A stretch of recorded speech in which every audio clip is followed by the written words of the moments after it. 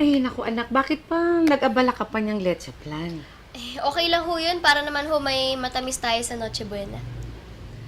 Eh, naisip ko rin lang naman na yung perang ginastos mo dito, sana binili mo na lang ng damit mo or bagong sapatos. Ay, naku! Hindi ho ako mahilig sa mga ganon. Simple lang ho ako. Kaya siguro magaan ang loob sa'yo ni Noy.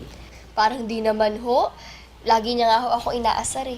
Pagpasensyahan mo na ang anak ko, may pagka-makulit yun. Mana kasi yun sa tatay niya eh. Talaga ho? Oo. Nako, alam mo, pareho pa sila ng paborito, leche plan. Pag nagluluto nga ako niyan eh, nako, yung tatay niya, si Norberto, mahilig tumikim sa linuluto ko.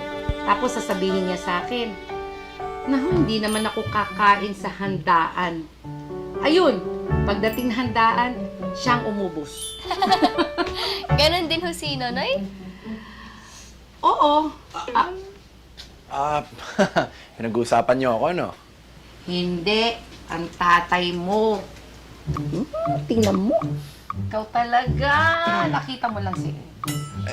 Teka, ba't ka nga pala nandito? Ay, kasi dinala niya tong share niya sa Noche Buena natin. Sarap, pengi ako! Para sa Noche Buena yan. O hindi na lang ako kakain pagdating ng Noche Buena. Nako, sinasabi mo lang yan. Ha, pero ikaw din ang uubos niyan, malamang. Tutulungan niyo ako, ha? Anong sabi ko sa'yo? Teka, asan pala si Bok?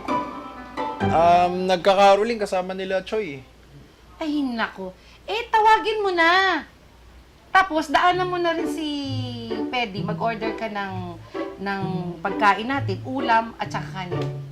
Uy, dito ka na rin kumain, ha? Ay, nako, hindi na ho kailangan ko hong umuwi kasi kukunin ko yung mga sinampay ko. Kapag hindi ko po natanggal ngayong gabi, baka masungkit pa. Oh, sige. Okay. Hatid mo na si Eva. Tapos dumaan ka na rin sa presinto, ha? Kay ninong mo. Sabihin mo, dito mag-Noche Buena. Paalala mo sa kanya, baka makalimutan niya, okay? Okay, halika na, Eva, alis na tayo para baka may utos pa si nanay. Halika na, Ano bilis. sabi mo? Wala. Ha? Wala, sabi ko alis na kami. Alis na nga kami na. Lagot talaga. Bye-bye.